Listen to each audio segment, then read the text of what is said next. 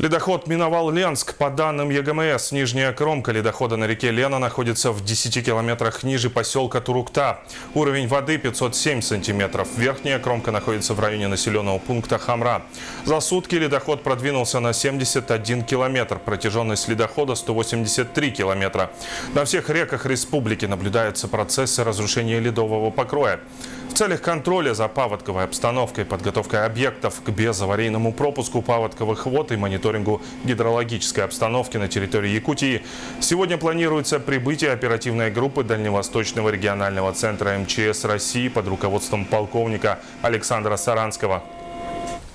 Движение льда в Ленском районе полностью соответствует предварительным прогнозам. Ранний паводок пока отмечается низким уровнем воды. Сведения о подтоплениях жилых домов или производственных объектов не зафиксировано. Сергей Евсюков из Ленска. На территорию республики, соответственно, Ленского района, ледоход зашел вечером 23 апреля. С этого момента был объявлен режим повышенной готовности сил и средств Ленского звена Якутской подсистемы МЧС. Предварительные прогнозы, которые давали специалисты Якутского гидрометеорологического центра, полностью совпадали с реальным состоянием паводка. Низкий уровень воды не позволял Лене стремительно набирать ход. Река делала вынужденные остановки и после набора необходимого количества воды устремлялась далее вниз.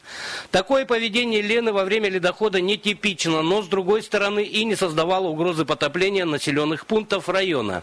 25 апреля в 13 часов начальник Главного управления МЧС России по республике Саха-Якутия доложил в Российский центр кризисных ситуаций следующую информацию. 22 московского времени начался процесс вскрытия реки Лена на территории республики Саха-Якутия у поселка Витим. При этом уровень воды составит 472 сантиметра, при критическом уровне 950 сантиметров.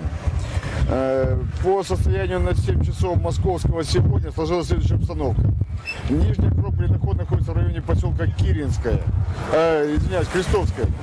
Уровень воды составляет 383 сантиметра, плюс 113 сантиметров за 4 часа.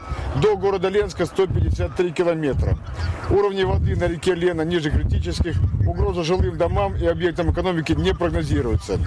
Тогда же сотрудники оперативной группы дали прогноз на вскрытие реки в районе Ленска, определяя срок на 26 апреля, в крайнем случае на 27. Так и оказалось. Первая подвижка реки произошла 26 апреля в 16 часов 50 минут местного времени.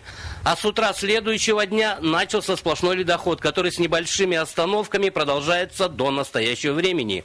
Уровень воды на 8 утра 28 апреля составлял 935 сантиметров. На 12 часов дня он понизился на 1,5 метра. Напомним, что критический уровень для города 17 метров 60 сантиметров. Днем в Ленске наблюдается активный ледоход. Сведений о подтоплениях жилых домов и производственных объектов не зафиксировано. В районе Батамайского острова, который всегда служил естественной преградой на пути движения ледового покрова, также активный ледоход на обеих протоках. На данный момент нижняя кромка находится в селе Тиное, что в 150 километрах ниже города. Ориентировочно к вечеру ледоход покинет пределы Ленского района.